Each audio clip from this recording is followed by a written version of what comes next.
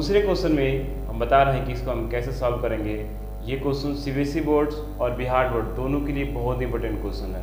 तो स्टूडेंट्स, अब आपको एनसीईआरटी में जो क्वेश्चन जितने भी इंपॉर्टेंट क्वेश्चन होंगे सारे क्वेश्चन लगभग सॉल्व कराए जाएंगे और इनके आधार पर हम क्वेश्चन भी देंगे, जिससे आप सॉल्व करके अगर उसका आंसर निकलने वाला है तो आप यूट्यूब की कमेंट बॉक्स में ज़रूर लिखिएगा।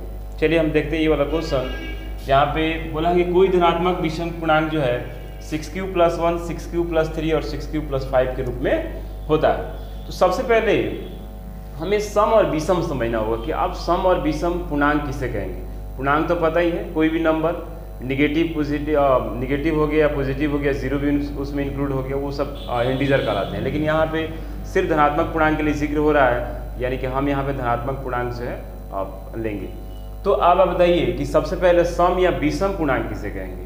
तो सम संख्या एक तरह से हम कह सकते हैं जो कि 2 से डिवाइड हो, 2 से भाज्य होने वाली संख्या को क्या कहते हैं, सम संख्या कहते हैं, और जो 2 से डिवाइड ना हो उसे हम क्या कहते हैं, विषम संख्या कहते हैं। इसके अलावा अगर आपसे कोई कहे कि कोई नंबर दे और बोले कि प्रूफ करे कि सम है विषम है, तो आप क्या लिख सकते हैं। जैसे हमारे पास एक क्वेश्चन रहेगा कि 6q + 6, कोई बोले कि बताइए कि ये सम है या विषम है। सिर्फ आपसे सिंपल क्वेश्चन ये पूछा जाए कि अब बताइए कि ये सम है या विषम है, तो आप किस आधार बोल सकते हैं कि यह सम संख्या, किस आधार बोल सकते हैं कि विषम संख्या है। तो स्टूडेंट्स, कोई भी नंबर होगा, अलजेब्रिकल होगा, अगर आपको बोला जाए कि प्रूफ कीजिए कि वो सम है या विषम है, तो सबसे पहला आपका स्टेप होगा कि हम उसमें से देखें 2 कॉमन है या नहीं है। अगर वो 2 कॉमन होता है तो वो सम हो जाएगा, अगर 2 कॉमन नहीं होता है तो क्या हो जाएगा, वो विषम हो जाएगा।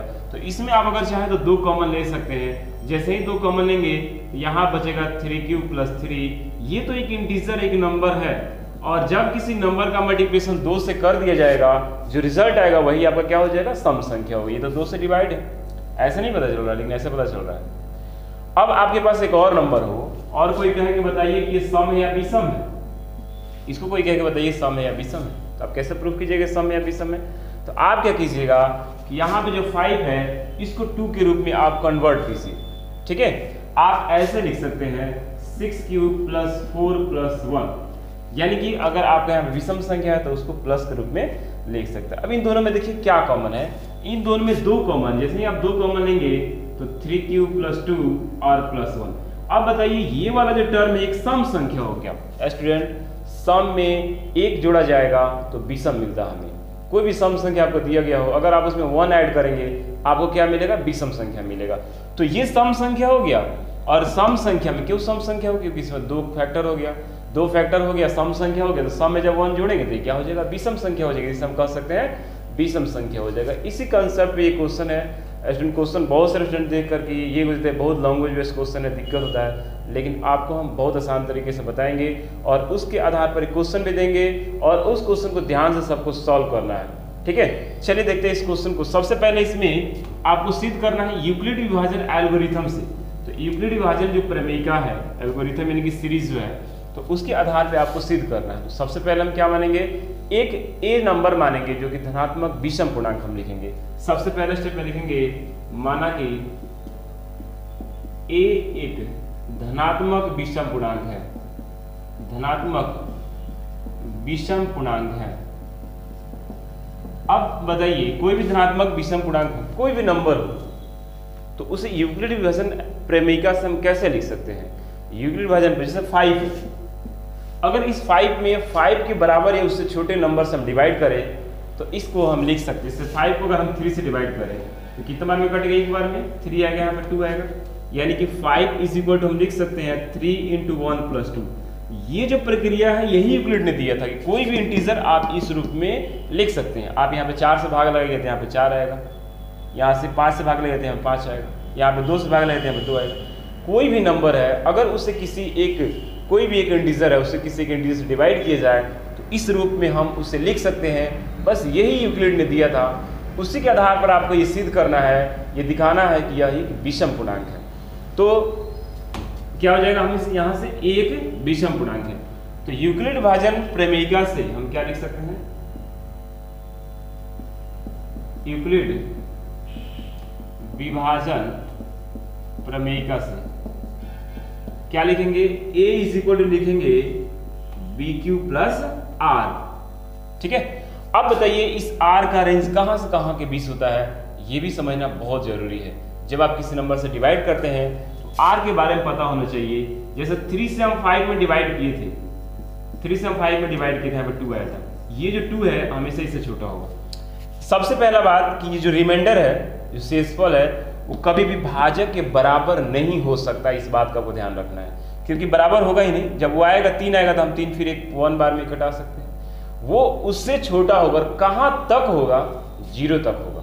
कहाँ तक होगा? वो 0 तक होगा, ठीक है। उससे छोटा होगा लेकिन वो कहाँ तक होगा? 0 तक होगा। जैसे मान लीजिए 5 से इसमें डिवाइड कीजिएगा आप, तो एक बार में कट, यहाँ पे क्या आंसर है? 0 है। रिमाइंडर क्या है भाई? 0 है। तो जो रिमाइंडर है वो इससे छोटा और 0 के बराबर होगा। तो इसको हम कैसे लिखेंगे? जब a = bq + r लिख लिया, यानी कि a में जब हम b से डिवाइड किए और जहाँ पे b और q और r के बारे में आपको लिखना है, b तथा q और ऋणात्मक पूर्णांक है, और ऋणात्मक पूर्णांक है। कुछ स्टेप आपको फॉलो करते चलना है। कुछ लैंग्वेज है जो कॉमन है, सभी क्वेश्चंस में इस तरह के आएंगे, उसमें कोई गड़बड़ी कर सकता नहीं है। b और q और ऋणात्मक पूर्णांक है तथा r एक पूर्ण संख्या। पूर्ण संख्या की बात बोला गया है कि r एक है पूर्ण संख्या है, क्योंकि r 0 भी हो सकता है। r क्या होगा? 0 हो सकता है। जैसे हम 5 वाले केस में बताए, 5 से 5 में डिवाइड कीजिएगा तो r 0 होगा। इसीलिए पूर्ण संख्या 0 से स्टार्ट होता है, 0 1 2 3, इसलिए r एक क्या है? पूर्ण संख्या है। और इसका r का जो रेंज होगा वो कहाँ से कहाँ तक होगा? r का जो रेंज होगा वो आपका 0 के बराबर है, उससे बड़ा और छोटा होगा b से, ठीक है। b से छोटा होगा, b के बराबर कभी नहीं होगा। जैसे हम बता रहे थे कि 3 से 5 में डिवाइड कीजिएगा तो जो रिमाइंडर होगा वो 3 के बराबर कभी नहीं होगा। तो 0 से बड़ा होगा और किससे होगा? छोटा होगा। ये चीज आपको याद रखना है। अब इसके बाद से आपको क्या करना है, ये आपका बेसिक हो गया। जो भी क्वेश्चन इस टाइप के रहेंगे दर्शाने के लिए, उसमें आप ये लैंग्वेज लिखोगे ही लिखोगे, ठीक है। इसके बाद स्टार्ट होता है कि आप क्वेश्चन कैसे सॉल्व करेंगे, ठीक है। इसके बाद क्वेश्चन कैसे सॉल्व करेंगे, देखेंगे कि किस फॉर्म में दिया हुआ है। अगर यहाँ पे 6q है तो b का मान 6 ले लेना है। अगर यहाँ पे 4q है तो b का मान 4 ले लेना है। अगर यहाँ पे 3m दिया है तो b का मान 3 ले लेना है, ठीक है। जो नंबर यहाँ पे होगा वही नंबर आपको b मानना है एक बार। और ये लैंग्वेज सब में कॉमन होगा। कोई भी क्वेश्चन इस टाइप का बनाइएगा, ये आप प्रैक्टिस कर लीजिएगा तो कॉमन होगा, बट यहाँ से क्वेश्चन आपके चेंज होंगे, ठीक है। अब इसके बाद से हम लिखेंगे लेट b = 6। रीजन भी देना है आपको, क्योंकि संख्याओं का रूप 6q + 1, 6q + 3 तथा 6q + 5 का है। ये आपको लिखना पड़ेगा कि संख्याओं का रूप 6q + 1, 6q + 5 या 6q + 3 का, ये आपको लिखना पड़ेगा, ठीक है। अगर कोई भी इस टाइप का क्वेश्चन रहेगा तो उसमें आपको ये मेंशन करना पड़ेगा यहाँ से। अब आपको क्या करना है कि इस b का मान उठा के यहाँ पे आप रख दीजिए। जहाँ पे b का मान 6 यहाँ पे रख दीजिए आप, तो क्या हो जाएगा? इसलिए a = क्या हो जाएगा? 6q + r। जहाँ अब r का मान आप खुद बताइए। r का मान जब यहाँ b था तो r का मान था 0 के बराबर, उससे बड़ा और b से छोटा। जब r का मान हम 6 ले लिए, सॉरी जब b का मान हम 6 ले लिए तो r का मान कहाँ से हो जाएगा? r का मान हो जाएगा 0 के बराबर और छोटा हो जाएगा 6 से। किससे छोटा हो जाएगा? 6 से हो जाएगा। यानी कि आप जो भी यहाँ पे नंबर मारिएगा वो नंबर किस धारे में मानना है? क्वेश्चन को देखना है कि क्वेश्चन किस रूप में दिया हुआ है। 5q में दिया है, 3q में दिया है, या जो भी है, यहाँ पे अलग अलग हम चेंज करके देंगे। तो उस रूप में आपको वो b का मान लेना है और r का मान वहां से। अब r के वैल्यू कितने होंगे? r के वैल्यू होंगे आपको जितना यहाँ पर नंबर दिए उतना वैल्यू होगा। सिंपल, अगर यहाँ 5 है, b का मान 5 माने तो 5 के से राइज होंगे, r के मान 5 होंगे। जिससे डिवाइड किया जाता है r का मान उतना ही आता है नंबर में। अगर 4 से भाग दी जाए तो r के मान 4 प्राप्त होंगे। अगर 5 से भाग देते हैं r के मान 5 प्राप्त होंगे, लेकिन 5 कभी नहीं प्राप्त होगी। ये बात आप दिमाग में रखिएगा, क्योंकि 0 आ जाता है इसमें। तो जिससे डिवाइड किया जाता है तो r का मान उतना नंबर में प्राप्त होता है, बट वो नंबर कभी नहीं प्राप्त होता है। तो यहाँ पे 6 से हम डिवाइड कर रहे हैं तो r का मान 6 संख्या में प्राप्त होगा, लेकिन 6 कभी नहीं प्राप्त होगा। यानी r का मान क्या हो जाएगा? r का मान हो जाएगा 0 1 2 3 4 5, बस 5 तक, 6 नहीं होगा, ठीक है। अब इनमें से हम बारी बारी लेकर के एक एक लेकर के हम यहाँ पे 6 केस राइज करेंगे और आपको दिखा देंगे कि वो 6 केस में ये कैसे विषम हो रहा है और कैसे सम हो रहा है। तो इसका एक बार आप स्क्रीनशॉट लीजिए, फिर मैं आगे बता रहा हूँ कि कैसे आगे बनेगा। चलिए अब यहाँ से हम केस राइज करेंगे। इसका एक आप एनसीईआरटी के एक अच्छे से नोट्स तैयार करते रहिए सभी लोग, ठीक है। और ये आपके जो सब्जेक्टिव जो एग्ज़ाम जो पेपर में सब्जेक्टिव क्वेश्चन आते हैं उसके लिए एनसीईआरटी बहुत ज़रूरी है, क्योंकि सब्जेक्टिव में जितने क्वेश्चंस आते हैं मैक्सिमम क्वेश्चन एनसीईआरटी के बुक से आते हैं। और ये एक बार नहीं, 2 बार 3 बार 4 बार को जितना ज़्यादा से ज़्यादा हो सके प्रैक्टिस करें, क्योंकि मार्क्स अगर इस बार कम आया है, जहाँ तक हम अपने सर्वे में देखे हैं लड़कियों से बात करके कि मार्क्स अगर कम आया है तो रीज़न सब्जेक्टिव है सिर्फ, और सब्जेक्टिव के लिए आपको एनसीईआरटी फोकस करना है। ऑब्जेक्टिव के लिए बहुत सारे हैं, एसआर का बुक है, भारतीय भवन है या मॉडल पेपर, बहुत सारी चीज़ें आएंगी जिसकी वजह से आप तैयारी कर सकते हो। बट सब्जेक्टिव में हर स्टूडेंट जाकर फंस जाता है, इसीलिए इस पर प्रैक्टिस बहुत ज़्यादा जरूरी है। आप लोग प्रैक्टिस ज़्यादा करें इस क्वेश्चन पे, ठीक है।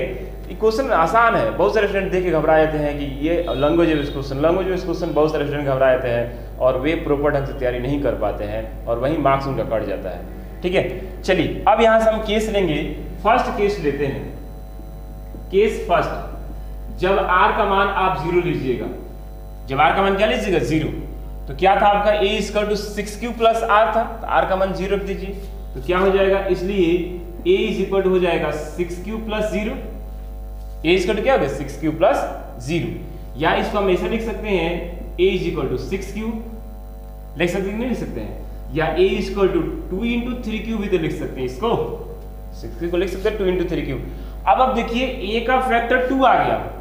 जब a का फैक्टर 2 आ गया, इसका मतलब है कि a यहाँ पे एक सम संख्या है, ठीक है। ये क्या है, एक विषम संख्या यहाँ पे नहीं है, क्योंकि यहाँ पे 2 कॉमन हो गया। तो आप यहाँ पे लिख सकते हो यहाँ पे कि 2m के रूप में है, 2m के रूप में है, जहां m बराबर क्या निकला है, 3q निकला। ये लैंग्वेज आप यहाँ पे लिख सकते हो। कोई भी नंबर 2m के रूप में होगा तो सम संख्या, 2m + 1 के रूप में होगा तो क्या होगा, विषम संख्या होगा। पहले ही हम बता चुके हैं कि 2m के रूप में होगा तो सम संख्या, 2m + 1 के रूप में होगा तो विषम संख्या। अब आपको केस 2 लेना है, बहुत सिंपल है ये, एक बार प्रैक्टिस कर लीजिए, दिक्कत नहीं है। केस 2, r का मान आप इसमें 1 लीजिए। जब r का मान 1 लीजिएगा तो ये आएगा a = 6q + 1, यहाँ पे r था। अब इसको आप डायरेक्ट विषम संख्या नहीं बोल सकते हैं, इसको उस फॉर्मेट में दिखाइए, 2m + 1 के रूप में दिखाइए, तब बोलिए कि यह विषम संख्या है। तो कैसे लिखेंगे हम, a = इसमें दोनों में तो कॉमन है नहीं, यहाँ पे लिखेंगे 2 × 3q + 1। अब बताइए 2m + 1 के रूप में आ गया, आगे नहीं आ गया। अगर इसको हम m मान लें, m एक इंटीजर है, अगर इसको हम m मान लें तो 2m + 1 के रूप में आ गया, तो लिख सकते हैं 2m + 1 के रूप में है। अब इसके बाद से केस 3 आएगा। केस 3 आएगा जब r का मान हम क्या लेंगे, केस 3, जब r का मान आप 2 लीजिएगा तो a = 6q + 2। एस्टेंट अगर डायरेक्ट 2 कॉमन हो जाए तो फिर कोई दिक्कत ही नहीं है। जब 2 कॉमन नहीं होगा वहीं पे आपको 2 + 1 के रूप में लिखना है, जो एक नंबर आपको रहेगा साइड में, ठीक है। अगर सब में से 2 कॉमन हो जाता है तो डायरेक्ट ही इवन नंबर हो जाएगा, फिर उसमें कुछ करने की आवश्यकता नहीं। इसमें 2 डायरेक्ट कॉमन हो जा रहा है दोनों में, यानी कि यहाँ पे a = लिख सकते हैं 2 × 3q + 1। अब बताइए 2 × 3q + 1 दोनों में कॉमन हो गए। 3q को हम एक m मान लें, एक इंटीजर है तो m भी एक इंटीजर होगा जब हम इसको मानेंगे तो एक इंटीजर × 2 सम संख्या, यहाँ पे लिख सकते हैं आप 2m के रूप में है, 2m के रूप में है, जहाँ m = 3q + 1 है। अब इसके बाद आप ले सकते हैं केस 4। केस 4 जब लेंगे तो r = 3 हो जाएगा, तो a = हो जाएगा 6q + 3। अब आप हिम्मत कहिए कि इसमें 3 कॉमन है, हमारे पास 3 से हम ऑड इवन नहीं दिखा सकते हैं, 3 कॉमन लेकर हम ऑड इवन नहीं दिखा सकते हैं। ऑड इवन दिखाने के लिए आपको 2 कॉमन लेना पड़ेगा, और इसमें तो 2 कॉमन हो नहीं रहा, इसमें तो 2 कॉमन नहीं हो रहे, इसलिए हम यहाँ पे 3 को 2 + 1 के रूप में जरूर लिखेंगे, ठीक है। 2 + 1 के रूप में लिखेंगे तो जो टर्म होंगे उसमें 2 कॉमन हो जाएगा, 1 साइड हो जाएगा, तो हम उसको विषम संख्या बोल सकते हैं। तो यहाँ पे आप क्या लीजिएगा, a = 6q + 2 + 1 के रूप में आप लिख सकते हैं, ठीक है। तो क्या हो जाएगा, जब यहाँ से आप लिखिएगा तो a = क्या हो जाएगा, इन दोनों में 2 कॉमन है, जैसे ही आप 2 कॉमन लीजिएगा तो बचेगा 3q + 1 और +1। ये किस रूप में आ गया? 2m + 1 के रूप में आ गया। यहाँ पे 3q + 1 को हम m मानते हैं तो ये किस रूप में आ गया? 2m + 1 के रूप में। आप लिख सकते हैं 2m + 1 के रूप में है। चलिए इसका एक बार स्क्रीनशॉट लेके कॉपी कीजिए, फिर मैं आगे इसके बाद 2 केस और है लेकर के बता रहा हूँ कि क्या होगा फिर 2 केस। ठीक है, चलिए इसके बाद से आप 2 केस और लेंगे 5 और 6। ठीक है, अब इसके बाद केस लेते हैं 5। केस 5 लेंगे जब r का मान हम 4 लेंगे तो a = क्या हो जाएगा? 6q + 4। देखिए यहाँ पे 2 कॉमन हो गया, जैसे ही 2 कॉमन लेंगे तो ये हो जाएगा 3q + 2। अब बताइए 2 × 3q + 2, इसको अगर आप m मानते हैं तो ये तो इवन नंबर हो गया। ठीक है, यहाँ पर आप लिख सकते हैं 2m के रूप में है, 2m के रूप में है। और इसके बाद से हमारा लास्ट केस बचेगा केस 6।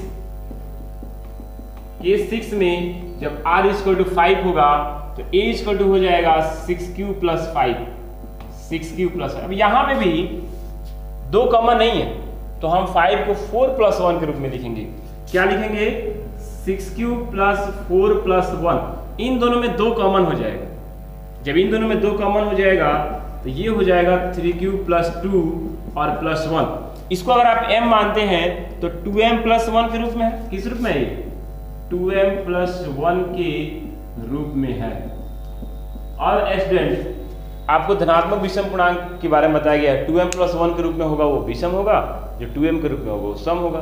तो किस किस केस में 2m + 1 के रूप में आया है उस केस का हम जिक्र कर लेंगे और वहां से हम लिख सकते हैं। चलिए इसको नोट कर लीजिए कि कोई भी धनात्मक विषम पूर्णांक 6q + 1, 6q + 3 या 6q + 5 के रूप में होगा। दूसरा देखिए 6q + 5 2m + 1, 2m + 1 विषम संख्या। क्लियर हो गया? 6q + 5। वैसे ही 6q + 1 जो था वो केस 2 में था, वो भी विषम संख्या था। ठीक है, और 6q + 3 4 में था तो भी क्या हो जाएगा?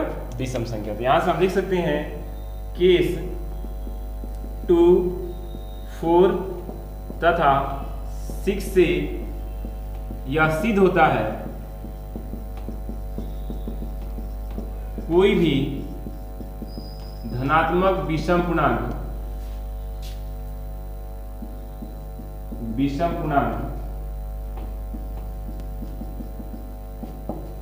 6q + 1, 6q + 3, 6q + 5 के रूप का होता है। रूप का होता है या रूप में होता है?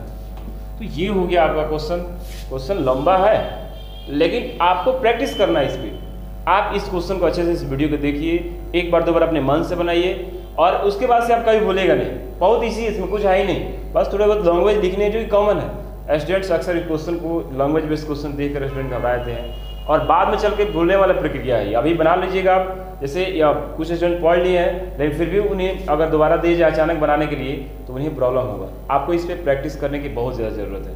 तो हम एक क्वेश्चन देंगे जिस क्वेश्चन को आप लोग घर पे जरूर सॉल्व कीजिएगा, जो कि इसी बेस पे एक क्वेश्चन होगा और वो क्वेश्चन है कि दर्शाए कि धनात्मक विषम पूर्णांक 4q + 1 4q + 3 के रूप का होता है। यानी आपको बस यही दिखाना है 4q + 1 और 4q + 3, ठीक है, कि रूप का होता है। ये क्वेश्चन आपको सॉल्व करना है और इसको अच्छे से, जो हमारे पास ये केसेस हैं उसी केसेस पे आएंगे, ठीक है, और प्रैक्टिस करते रहना है। एनसीईआरटी क्वेश्चन भी आप कमेंट बॉक्स में लिख सकते हैं।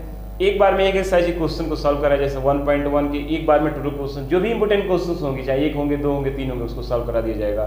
1.2 पर एक वीडियो आपका जाएगा। तो इस तरह से आपका एनसीईआरटी की वीडियो जाते रहेंगे और एक दिन गैप करके चैलेंजिंग प्रॉब्लम ऐसे भारतीय वन या अन्य बुक से आपके प्रॉब्लम जाएंगे, यानी कि पर डे आपको वीडियो जाते रहेगा। इन वीडियोज़ को देखिए और अच्छे से प्रैक्टिस कीजिए। अगर आपको वीडियोज़ पसंद आते हैं तो इन्हें शेयर और चैनल को सब्सक्राइब करना ना भूलें, ठीक है।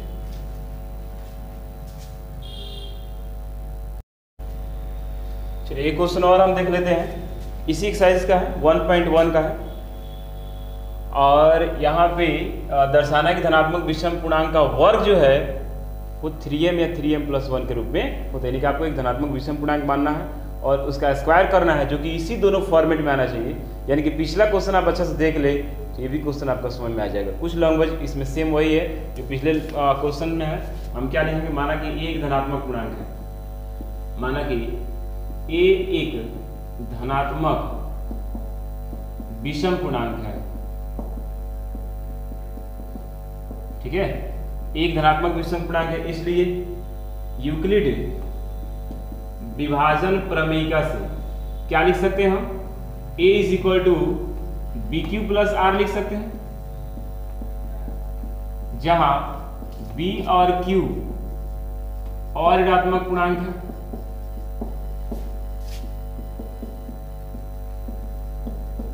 तथा r एक पूर्ण संख्या है। r क्या है, पूर्ण संख्या है, और r की वैल्यू क्या होती है, 0 के बराबर होगा r और छोटा होगा b से। अब आपको जो कि 3m या 3m+1 के रूप में नंबर दिया है, तो b का मान क्या मानिएगा आप, 3 मानिएगा, ठीक है, b का मान क्या मानिएगा आप, 3 मानिएगा। कब, जब आपका फॉर्मेट 3m+1 या 3m के रूप में दिया है, 4m के रूप में देता तो b के मान 4 मानते। यहाँ हम लिखेंगे लेट b = 3। रीजन आपको देना है क्योंकि दी गई संख्याओं का रूप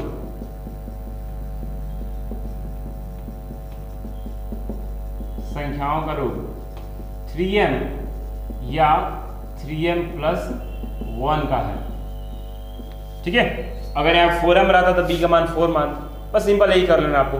उसके बाद क्या करना है, इस b के मान को रिप्लेस कर देना है। तो a = क्या हो जाएगा, a = हो जाएगा 3q + r। r की वैल्यू लिखनी है, r के 3 मान प्राप्त होंगे जो कि 3 के बराबर कभी नहीं होंगे, 3 से छोटे होंगे और इसमें 0 इंक्लूड होगा। तो r का मान क्या हो सकता है, जहां 0 के बराबर होगा r छोटा होगा 3 से, इसलिए r = 0 1 2। मात्र यहाँ पे 3 किस राइज होंगे, 3 कभी नहीं होगा। जितने यहाँ पे नंबर, जो यहाँ पे नंबर होगा उतनी केसेस होंगे, बट वो नंबर नहीं होगा। आपको ये ट्रिक याद रखना है। अब बारी बारी से ये r का मान यहाँ पे रखना है, और स्क्वायर कहेगा तो स्क्वायर, नहीं स्क्वायर कर रहा है, क्यूब कर रहा था क्यूब करेंगे। जो चीज बोला है वो पहले वाला क्वेश्चन में कुछ नहीं बोला था, हम वही रख के सॉल्व कर रहे थे, और वही प्रक्रिया अपनाना। आपको 2 कॉमन लेके अब इधर उधर करना है, इसमें भी वही प्रक्रिया आपको अपनाना है, ठीक है। वो तुरंत आपको रूप आ जाएगा। इसमें आपको 3m या 3m+1 के रूप में दिखाना है, तो आप 3 कॉमन करने की कोशिश करेंगे। उसमें सम भी सम के रूप में अलग करना था, इसलिए आप 2 कॉमन ले रहे थे, लेकिन यहाँ पे 3m या 3m+1 के रूप में है, तो आप स्क्वायर करके 3 कॉमन लेने की कोशिश करेंगे, ठीक है। चलिए हम देखते हैं इसको, इसे कॉपी कर लीजिए। अब इसके बाद से हम r का मान इसमें बारी बारी से रखेंगे और देखेंगे जो हमारे पास केसेस आ रहे हैं उनका स्क्वायर करेंगे और 3 कॉमन लेंगे, ठीक है। तो क्या हो जाएगा, केस फर्स्ट, जब r का मान आप 0 रखिएगा तो a = क्या हो जाएगा, 3q + 0, यानी कि a = 3q। अब चूंकि बोला है वर्ग, यहां पे ध्यान दीजिए, वर्ग इस रूप में होता है, तो आपको वर्ग करके 3 कॉमन ले लेना है, ठीक है। तो अब जब स्क्वायर करेंगे तो a का वर्ग बराबर कितना हो जाएगा, 3q का स्क्वायर, तो a स्क्वायर बराबर कितना हो गया, 9q। अब अगर सम विषम वाला मामला रहता तो हम 2 कॉमन लेते, लेकिन यहाँ पे हमारा फॉर्मेट दिखाना है 3m या 3m+1 के रूप में, तो हम इसमें से 3 कॉमन करने की कोशिश करेंगे। तो क्या हो जाएगा, इसको लिख सकते हैं 3 × 3q, नहीं लिख सकते हैं, 3 3 9। अब इसको आप m मान ले तो किस रूप में चला गया, जैसे उसमें 2 कॉमन लेते तो 2m के रूप में जा रहा था। अगर इसको हम m मान ले, m एक इंटीजर है, जब q एक इंटीजर है m भी एक इंटीजर होगा, तो वो क्या हो जाएगा, 3m के रूप में होगा। तो यहाँ हम लिख सकते हैं 3m के रूप में है, जहां m = आप बोल सकते हैं m = क्या है, 3q है, यानी इसको हम m मान लें तो ये 3m के रूप में चला गया। अब आप केस 2 लीजिएगा, केस 2 लीजिएगा, जब r का मान आप क्या रखिएगा, 1 रखिएगा, ठीक है। केस 2, जब r = 1 रखेंगे, जब r = यहाँ पे 1 रखिएगा आप, तो a = क्या हो जाएगा, 3q + 1 हो जाएगा। अब आपको दोनों तरफ वर्ग करना है, क्योंकि यहाँ पे वर्ग करने के लिए बोला है। क्या हो जाएगा, a², इसको a + b पे तोड़ दीजिए, तो a² यानी 3q का स्क्वायर, तो 3 का स्क्वायर 9, और q² प्लस 1 का स्क्वायर तो 1 ही होगा, और 2ab 2 × 3q × 1, ठीक है। ए स्क्वायर बी स्क्वायर, तो 1 का स्क्वायर 1 ही हो गया, और 2ab, जब इसको हल कीजिएगा तो 9q स्क्वायर प्लस इसको मल्टीप्लाई कीजिएगा तो 6q पहले लिख देते हैं प्लस 1। अब इसमें 3 कॉमन नहीं है, सब में 3 कॉमन रहता तो ले लेते, लेकिन 3 इसमें कॉमन नहीं है। इन दोनों में 3 कॉमन है तो इन्हीं दोनों में हम लिखते हैं, इन्हीं दोनों में क्या करेंगे 3 कॉमन करेंगे, तो ए स्क्वायर इक्वल टू कितना हो जाएगा 3 इंटू, जब इन दोनों से आप 3 कॉमन लीजिएगा तो यहाँ पे बचेगा 3q square plus 2q plus 1, इन दोनों में से 3 कॉमन हो गया। अब अगर इसको आप m मान लें तो किस रूप में चला गया, ये ए स्क्वायर 3m प्लस 1 के रूप में चला गया। अगर आप इसको m मान लेते हैं, इसको हम लिख सकते हैं 3m प्लस 1 के रूप में है। किस रूप में है ये 3m प्लस 1 के रूप में है, ठीक है। यानी ये जो ए स्क्वायर है केस 2 वाला जो ए स्क्वायर है वो किस रूप में आ गया 3m प्लस। यहाँ पे दो ही केस में से कोई आना चाहिए, या तो 3m आना चाहिए या 3m प्लस 1 आना चाहिए। तो एक 3m आया आपका, एक आ गया 3m प्लस 1, और फिर केस रखेंगे तो इन्हीं दोनों में से कोई एक आना चाहिए, दूसरा कोई नहीं आना चाहिए। चलिए इसका स्क्रीनशॉट लीजिए एक बार। अब इसके बाद हमारे पास केस थर्ड है, जब हम r का मान 2 रखेंगे। केस थर्ड में r का मान 2 जब रखिएगा तो a इक्वल टू क्या हो जाएगा 6q प्लस 2, फिर स्क्वायर करेंगे दोनों तरफ तो a square equal to 3q plus 2 का होल स्क्वायर, आप लिख सकते हो वर्क करने पे दोनों पक्षों। तो अब a प्लस b का होल स्क्वायर ये कितना हो जाएगा a स्क्वायर, यानी इसका स्क्वायर करेंगे तो 9q स्क्वायर, 3 का स्क्वायर, 2 का क्या हो जाएगा 4, और उसके बाद से 2ab 2 इंटू 3q इंटू 2, ठीक है। अब देखिए यहाँ हमारे पास 4 आ गया, यहाँ हमारे पास क्या आ गया 4 आ गया। इन दोनों में तो 3 कॉमन है, क्योंकि ये हो जाएगा आपका 9q स्क्वायर प्लस 3 दूना 6 दूना कितना हो जाएगा 12q। तो इन दोनों में तो 3 कॉमन, इसमें 3 कॉमन नहीं है, पहला बात। दूसरा हमारा जो फॉर्मेट है वो 3m या 3m प्लस 1 के रूप का है, तो हम इस 4 को क्या करेंगे 3 प्लस 1 के रूप में लिख लेंगे, क्योंकि 3 इसमें आ जाएगा और 1 साइड हो जाएगा जो कि हमको ये रूप दे देगा। तो आप क्या कीजिएगा इस 4 को लिख दीजिएगा 3 प्लस 1। अब आप यहां से लेके यहां तक देखिए इन तीनों में 3 कॉमन है, जैसे ही आप 3 कॉमन लेंगे यहां बचेगा 3q स्क्वायर प्लस 4q और प्लस 1। यहां पे ये जो हमारे पास टर्म आ गया वो किस रूप में आ गया 3m प्लस 1 के रूप में आ गया, क्योंकि ये टोटल हमारा क्या है ये m है, इसको हम एक इंटीजर मान लें तो यहाँ पे लिख सकते हैं 3m प्लस 1 के रूप में है, 3m प्लस 1 के रूप में है, ठीक है। जहां m इक्वल टू आप लिख चलिए m इक्वल टू है 3q square plus 4q plus 1, सब में आप नीचे m इक्वल टू लिख सकते हैं। यहाँ m एक इंटीजर, m एक पूर्णांक है, ठीक है, ये पूर्णांक के लिए m एक इस क्वेश्चन में भी दिया कि m एक पूर्णांक है, उसी के लिए हो जा रहा है। तो m एक पूर्णांक, जब q पूर्णांक है तो ये भी पूर्णांक का स्क्वायर करे जोड़े घटाए कुछ भी करते हैं पूर्णांक का, तो एक आपको इंटीजर ही मिलेगा, आपको पूर्णांक ही मिलेगा, ठीक है। तो ये क्या हो गया आपका 3q square plus 4q plus 1, ये आपका हो गया m का मान। किस रूप में चला गया ये 3m प्लस 1 के रूप में चला गया। यहाँ से आपको केस 1 केस 2 केस 3 से यह सिद्ध होता है कि कोई भी धनात्मक विषम पूर्णांक का वर्ग, ठीक है, धनात्मक विषम पूर्णांक का वर्ग किस रूप में होता है 3m या 3m प्लस 1 के रूप में होता है। आप यहाँ पे सबसे लास्ट में लैंग्वेज लिखते चलना आपको कि केस 1 2 एवं 3 से यह सिद्ध होता है